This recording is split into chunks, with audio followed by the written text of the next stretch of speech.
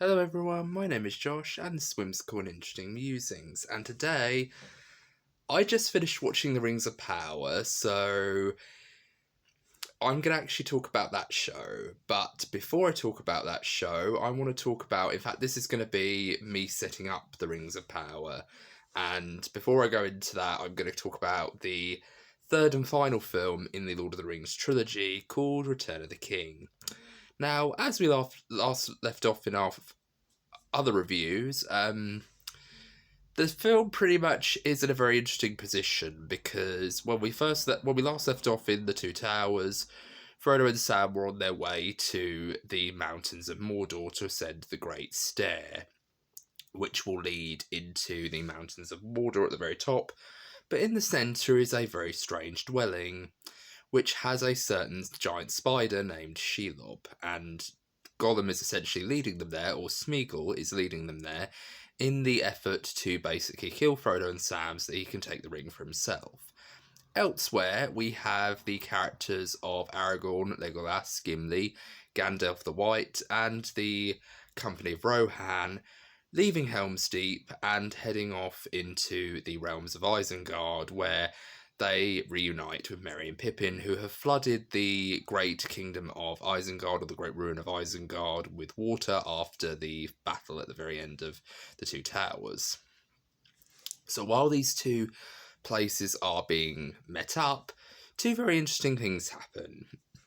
I'm going to talk about the theatrical cut version, which, if you don't know, is basically the cut that everyone knows in the cinemas. Everyone saw it at the cinemas, and that's it. So in the theatrical cut, they meet Treebeard, who tells them that the filth of Sauron of Saruman is washing away, and trees will come back to visit here, young trees, wild trees. And that's basically just it. Treebeard has a little cameo, and Gandalf just says, "There, Saruman must remain under your guard, Treebeard." And that's when Pippin sees a little glow in the water, and he picks it up to reveal a Palantir. And a Palantir is a giant orb-like thing, a giant ball-like thing made of pure stone. They're called seeing stones, in other words, in the Tolkien lore.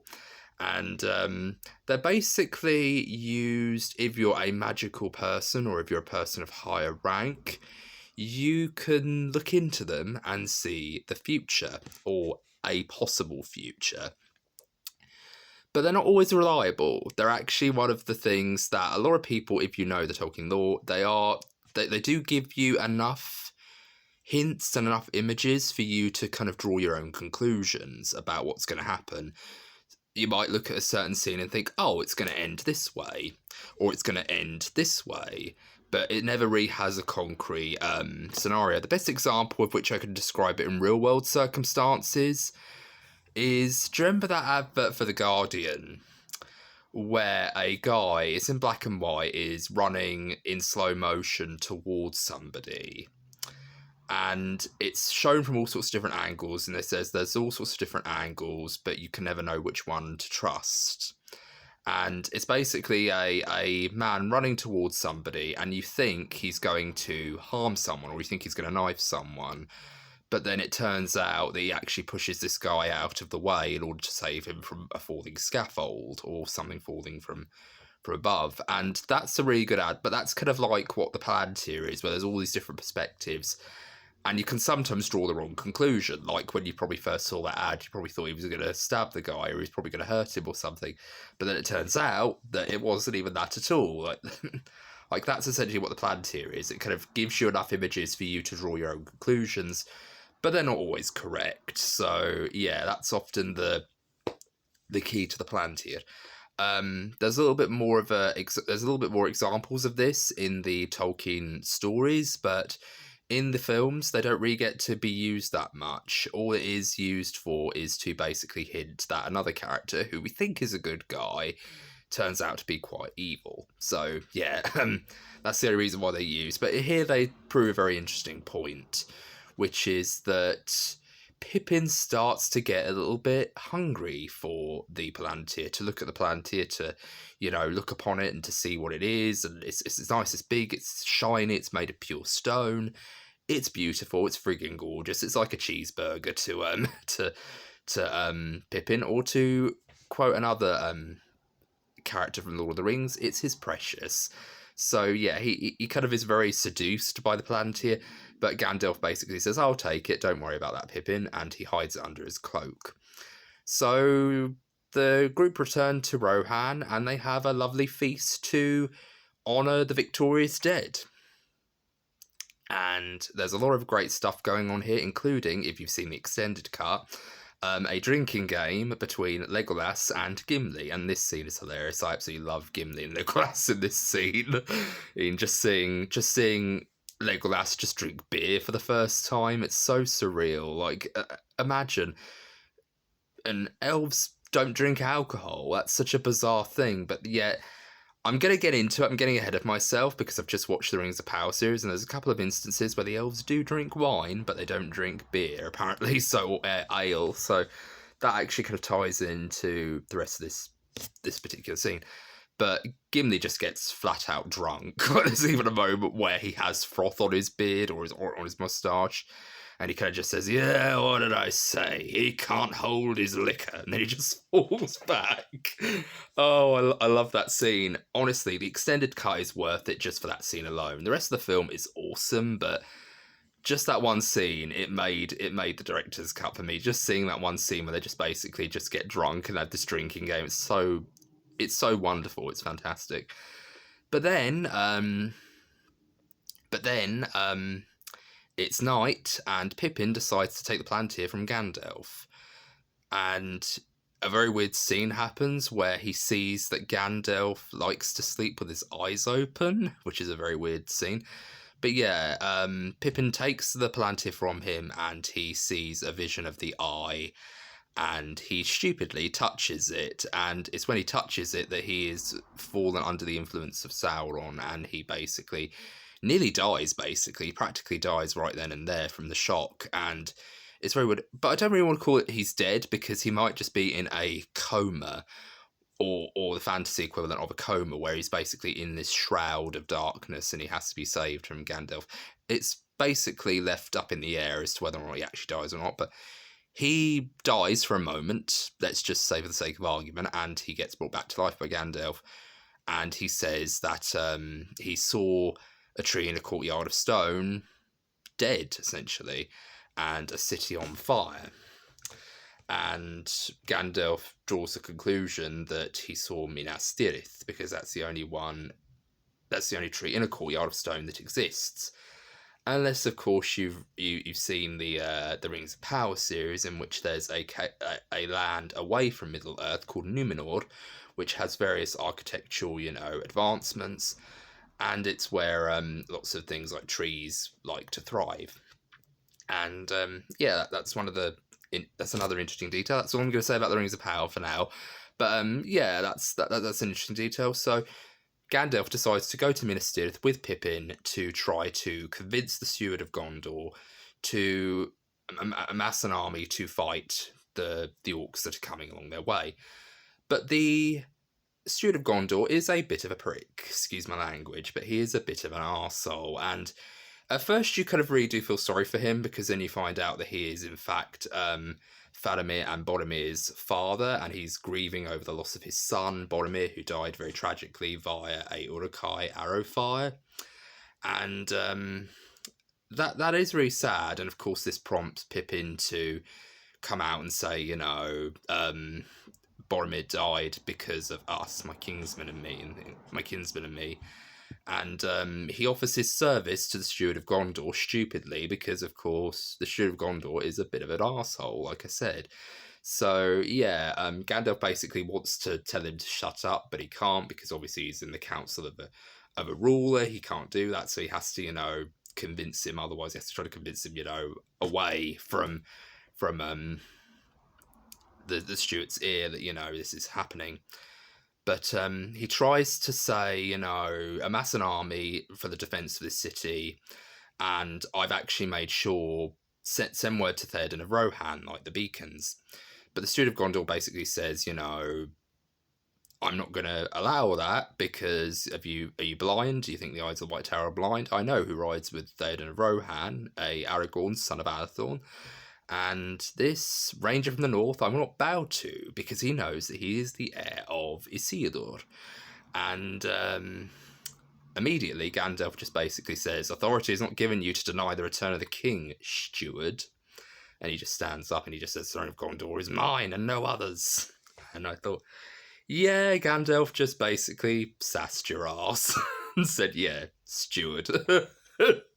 Like, yeah, you're no king, Denethor, son of Icthedion. But yeah, this scene ends, and if you're watching the extended cut, Gandalf has a further speech about, the line of kings will fail as soon as Mordor reaches the city of Gondor, and of course Gondor was once a proud city, but now it's just fallen to ruin, even though it looks grand and up on its hinds, and it's a really great speech. And can I just say very quickly, I'm kind of blabbering on a little bit, but I want to just move on very swiftly. The music for this film is fantastic. All the films in this trilogy have very fantastic music, and this is all done by Howard Shore, who, if you have seen my David Cronenberg video, excuse me, I'm just getting further into the camera so that everyone can just see me properly. In my video for David Cronenberg's films, I said that Howard Shore composed the music for his films, and you really do get that sense that he's a really good composer in this particular case, and I think he's a perfect fit to kind of give a musical tone to a lot of the Middle Earth stories, essentially, and this is one of the big ones, which is The Lord of the Rings. But he did a great job of making the music seem iconic and memorable. Like the theme with the Fellowship theme, I like to call it. That that music. That's iconic. I mean, all the music in this is really iconic, and of course the theme for Gondor when Gandalf is riding to the very top of the tower, the very top of the city. That entire music is just really iconic. I mean, you could just imagine it being, used in montages, like parody montages and things like that. That shows how wonderful of a composer Howard Shore is, and how he's able to just create these musical scores that really just stay in your head. I mean, even if you're not talking about The Lord of the Rings and you're talking about the score for, say, The Fly or Dead Ringers, at least to me, I think they're iconic as well. So yeah, he's a wonderful composer. He was a perfect choice for this film franchise, and he really does a good job of putting his own stamp on it. They could have gotten John Williams, who's a fantastic composer. He did the music for Harry Potter, Star Wars, E.T., Jaws. He's a famous composer in his own right, but I don't think he would have really added a special touch to this that Howard Shore does, because he's a very specific composer, and he has a very specific way of indulging in the material. And of course, you have to really kind of use the material to create your own voice. And a lot of the production of the Middle-earth trilogy studied the books. They studied J.R. Tolkien's world. They studied the Lord of the Rings trilogy, the Silmarillions, the appendices. They really, worked hard to make sure that they were really making a good film series and a good film trilogy. So I think Howard Shore had to do that as well with the music. He had to really kind of make sure that the music felt like it had the flavours of what J.R. Tolkien envisioned in his own stories. So you really do get that with this particular film, but I think it's fantastically done. And it's a really good score, and I absolutely love it. I mean, it's iconic. Like I said, it's absolutely memorable to all ends. So with that up and running, let's move on to Faramir, who is trying to basically keep the stronghold of Osgiliath strong, but sadly a armada of orcs come by, along with a few Nazguls and Nazgul dragons, and their city is pretty much in ruins. A couple of people die, and and all sorts of horrible things happen. But Faramir and some of his men manage to arrive back. But Denethor isn't happy about this. He literally finds out through Gandalf and through his own... Denethor finds out through his son, who tells Gandalf that he met up with Frodo and Sam, and he let the ring pass through his fingers. And Denethor isn't happy about that, and in fact he literally says to him one day when he's, in court, to basically amass a small group of soldiers to reclaim the kingdom of Osgiliath. But it's overrun, and he tries to convince him otherwise, and he goes, much must be risked in war, and is there a captain here who still has the courage to do his lord's will? And Faramir just calls his dad out on it, like, you wished our places had been exchanged, didn't you? You wished that I was the one that died, and Boromir was the one that lived. And Denethor isn't gonna sugarcoat it. He literally says, yeah, I wish that. And that was just really heartbreaking, especially the actor who plays Faramir's face and his look, like seeing his face drop and hear him, say that, yeah, you basically wish I was dead. That's horrible to watch. And honestly, the actor who played Faramir is such a good actor here, because he really shows he's trying to be strong, but you can really tell in his eyes that he's just so broken. And even Pippin sees it, like he sees this incredible thing. And I want to jump back quickly to the director's cut, or the extended cut, excuse me, because in the extended cut, before this scene happens, Pippin and Faramir have a wonderful heart-to-heart where Pippin's going over this speech that he's planning to give to Denethor, and he wears this chainmail armor, or this chainmail vest with the Gondorian sigil that's black, and it's sort of his size.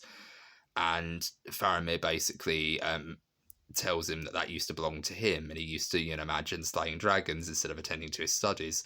And then Pippin just says, "Oh, or was it trust me, I'm a perfect fit for it, and trust me, I'm not going to grow anymore, except sideways." And they both share a laugh, and it's a really sweet scene. And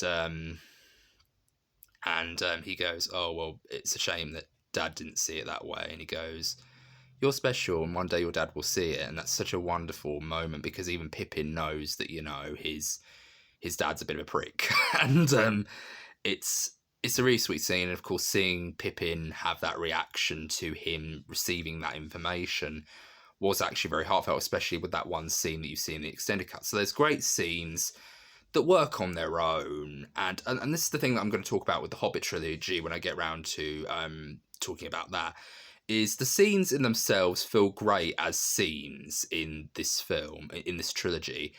And they work with or without the extra information that's added in the extended cut. So I think that's something that really is interesting, is that the extended cut just adds something extra to that scene that really gives the scene a little bit more depth and a little bit more detail.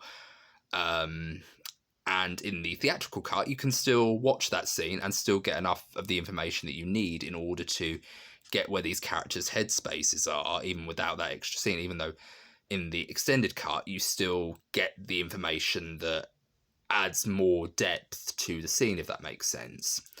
So with the theatrical cut and without that information, it still works as a scene, because you still see that Pippin sees the defeat and the anguish in his eyes and the sadness, really, and he feels really sorry for Faramir in that moment. You can still see that even without that scene in the extended cut. So I think that's really wonderful that the extended cut just added that in there just for an extra little bit of depth and a little bit more detail that wouldn't have been needed, but it still adds so much, because the actors really cared, and you can really tell that when they were writing the script that they really talked with the actors and really kind of wanted to discuss with them what their character was and what they were feeling in this scene. And they don't do the actor thing, like, "Oh, what was my motivation?" kind of thing. It's never like that with actors. Rhys Shearsmith and Steve Pemberton have said so in their podcast, and usually they say, "What's my motivation?" They never say, "What's my motivation?" So yeah, that's kind of an acting cliche that isn't true. So yeah, that's an interesting little tidbit. But yeah, moving on. Faramir goes to Osgiliath, and there is a montage of him riding up in slow motion with an army to reclaim the Osgiliath. And I'm going to move on as quickly as I can, because this video is going to be long. There's this wonderful musical sequence sung by Pippin. The song, I can't remember what it's called, but it's beautifully done. It was sung by Billy Boyd, who played Pippin. He actually sang the song himself, and If you're a fan of the Hobbit trilogy, it was also featured in the trailer for Battle of the Five Armies, the third and final film in the Hobbit trilogy, as well. So that's a good song, and I'm glad it was used both in this film and in the third film of Battle of the Five Armies. Even though you don't really know quite why it's used in the trailer, even though it technically does make sense when you finally figure out what the song's for in both versions. But yeah, it's a really good song. It's a fantastic montage, and it really adds a certain level of tragedy to the scene because you know that Faramir isn't going to make it, and to contrast it with Faramir eating, I just thought that was such a good detail where you're seeing him, bite into olives, and you're seeing him bite into, all these different bits of meat, chicken and pork and things like that. He's literally breaking off the chicken from the bone. It's a really good contrast because you can really tell that he literally doesn't. He cares for his son in about as much as he cares for the food that he's eating. Like, he literally just doesn't care. And there's this really wonderful scene before he goes, Faramir, where Denethor goes, Faramir goes, if I should return, think better of me, father. And Denethor goes, that will depend on the manner of your return. And the fact that that montage coupled with him eating was such a good detail because it really shows that he cares little for his son. He cares about as much for his son as he cares for the food that he's eating. Like, he just doesn't care. He would quite happily rip chicken from the bone and rip bone clean and bite into a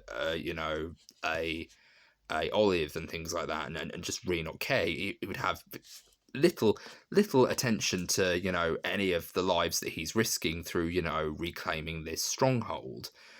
And it's really heartbreaking, but it just really makes you even more angry for Denethor because it really makes you feel even more angry with Denethor because he just doesn't care. But then you realise that if you think about the book, he's secretly in cahoots with Sauron and Saruman. In fact, he has a Palantir of his own. And he basically thinks that, all sorts of different people are in cahoots with having the One Ring.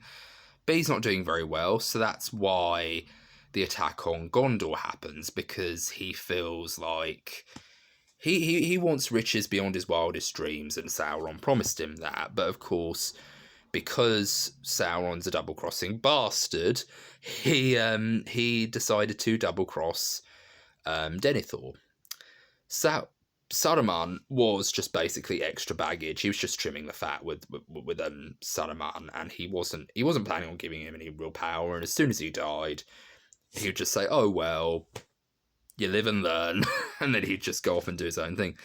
So yeah, this scene is just fantastic. I know I'm dwelling so much on this scene, but it's just such a great scene. I mean, I appreciate it every single time, and I just think it was just so well done. I mean, Peter Jackson is such a good filmmaker. He really knows how to create these moments. And yeah, I did review one of his other films before I went on to this review, called Brain Dead, but that's how he got his start. And there's still a lot of that detail and a lot of that interesting depth that he gives to those films, where he just makes interesting choices in terms of editing and in terms of how to tell the story visually and get inside the character's head and really give you tell you something about the characters as well, because you're basically getting inside the mind of Denethor in that moment, like how he just doesn't care about his son. He treats his son in the same way he treats the food that he's eating. He just doesn't care about what's happening. So that's incredible.